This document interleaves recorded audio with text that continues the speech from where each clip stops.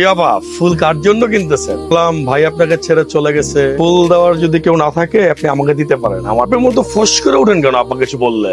ব্যাপার আবার চলে যাচ্ছেন নাকি? রাস্তাঘাটে মেয়ে মানুষ দেখলে তাদেরকে বিরক্ত করা তোদের জন্মগত অধিকার মনে করিস না?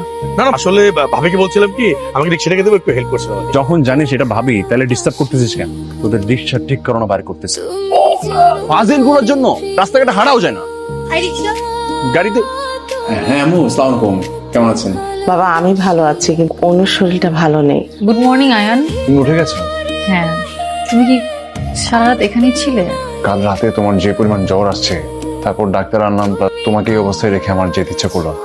আমি একটা কথা বলি, বলো।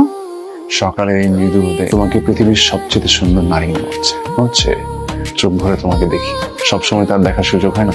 তুমি এক কাজ করো, তুমি আমার একটা ছবি প্রিন্ট করে রেখে দাও, তারপর প্রতিদিন ওটা সকালে রোদের মধ্যে গিয়ে দেখ। এভাবে তো তুমি আমাকে প্রতিদিন দেখতে পারবে।